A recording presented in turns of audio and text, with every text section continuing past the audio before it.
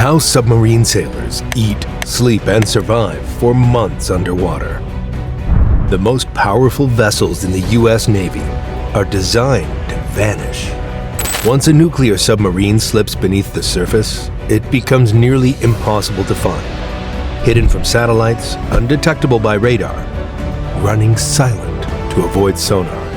That invisibility is what gives them strategic value.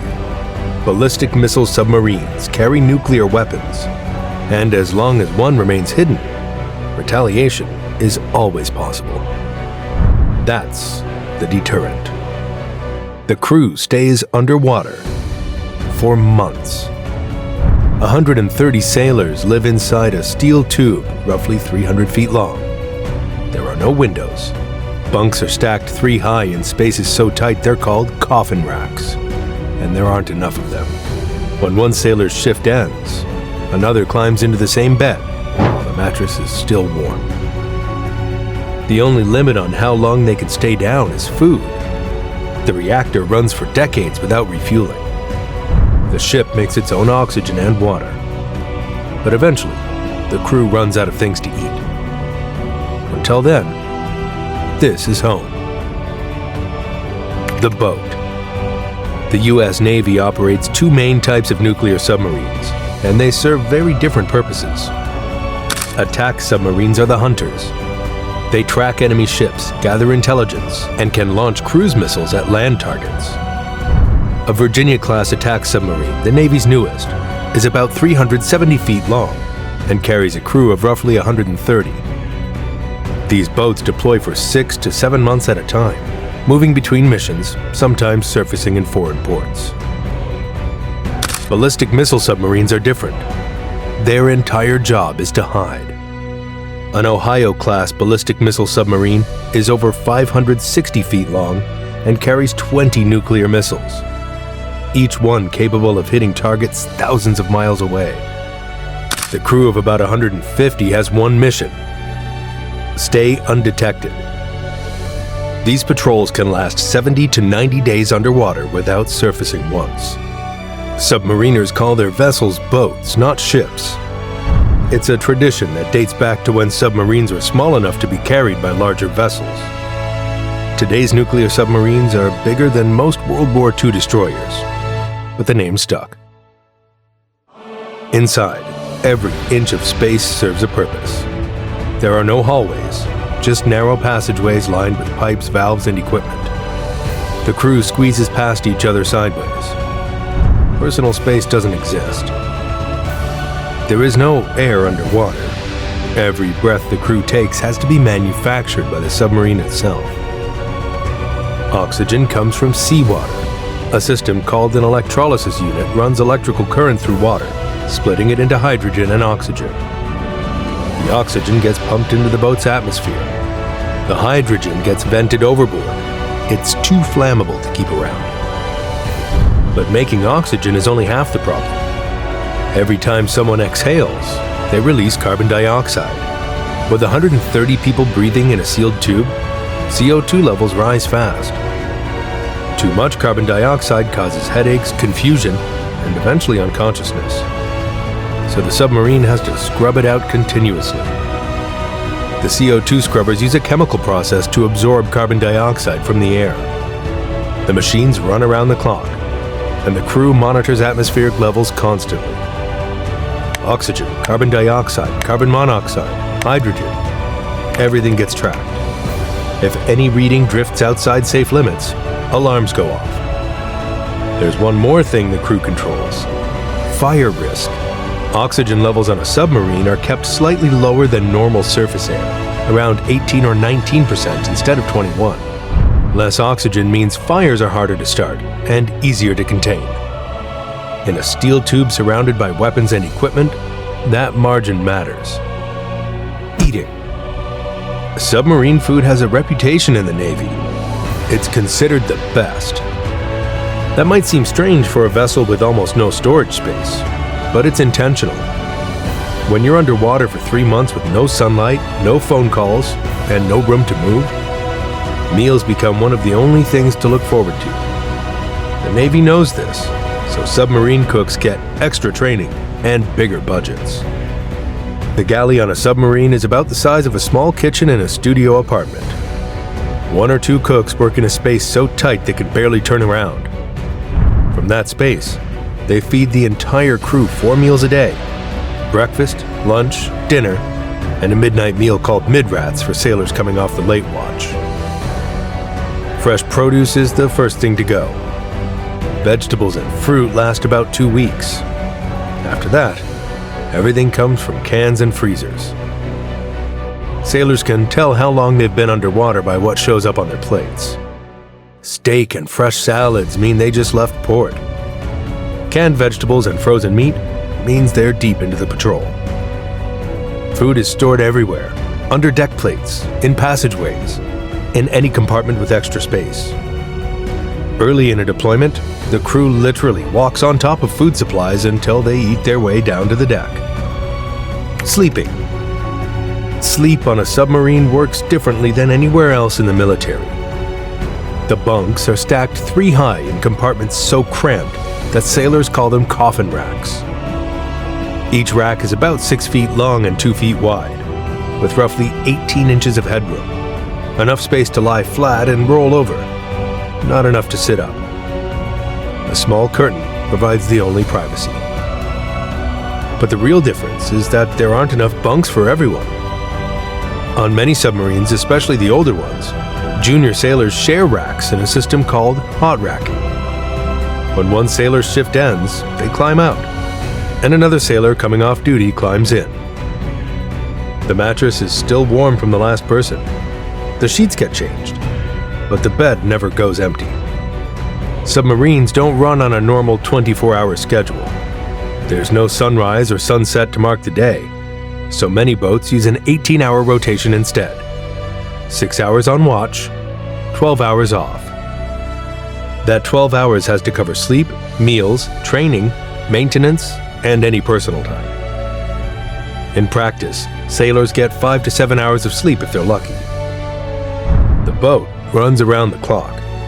At any given moment, a third of the crew is on watch, a third is handling tasks and training, and a third is trying to rest. There's no quiet time, just varying levels of activity. Water and waste. Like oxygen, fresh water has to be made from the ocean.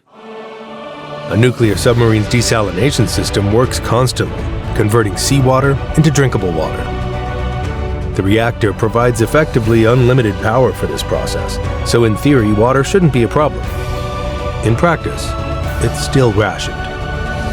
The equipment can only produce so much per day, and that water has to cover drinking, cooking, and the occasional shower. Submarine showers are legendary for their brevity. Turn on the water, get wet, turn it off, soap up, turn it back on, rinse, done. The whole thing takes under 2 minutes. Some boats limit showers to a few times per week during long patrols. Waste is a more complicated problem. On the surface, ships can dump certain waste overboard. A submarine can't. Releasing anything creates bubbles or debris that could give away its position.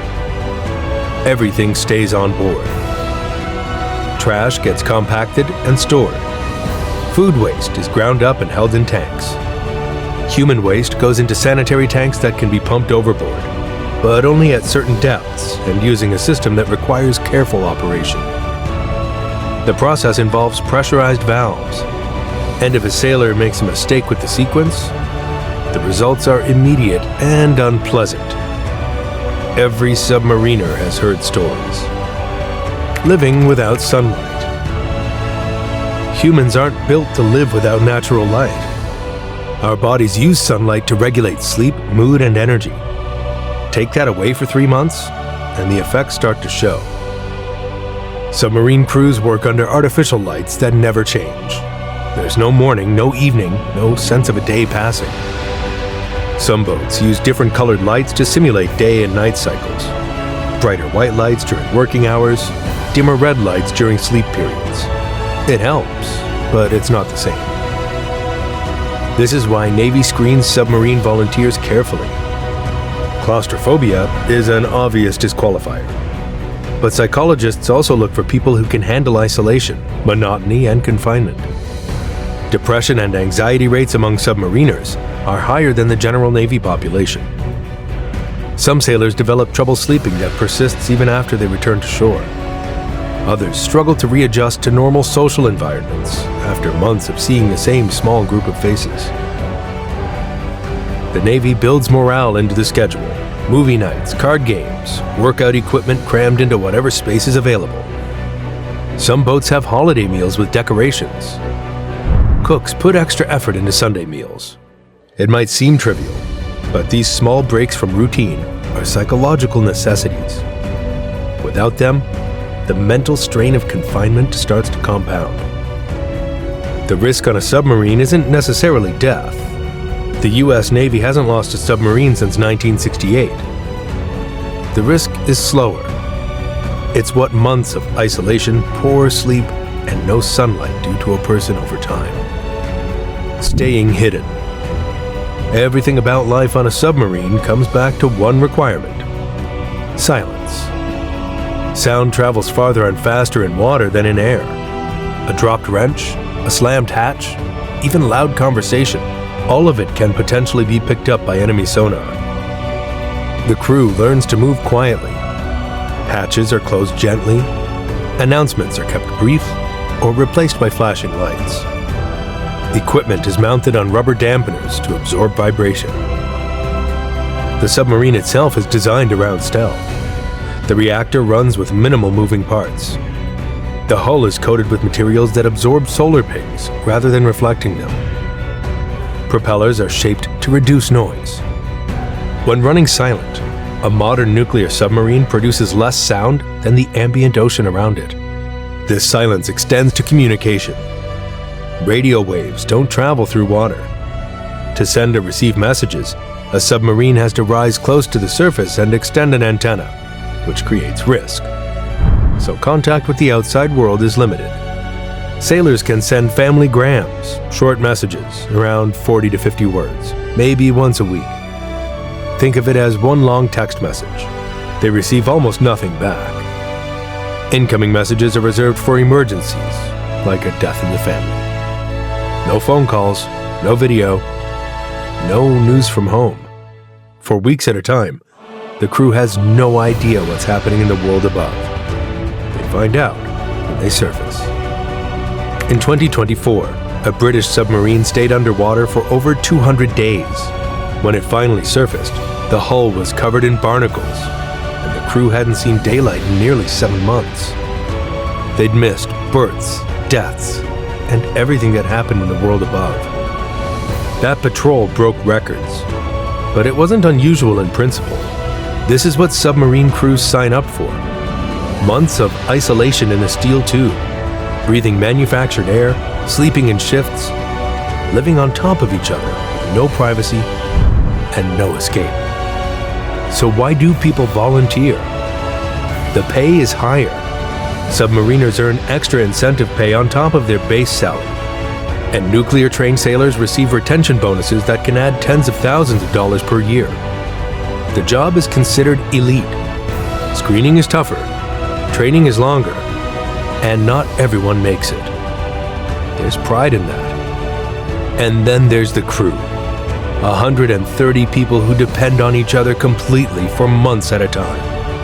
Many submariners describe the bond as unlike anything else in the military. You know everyone. Everyone knows you. There's nowhere to hide, and no room for pretense.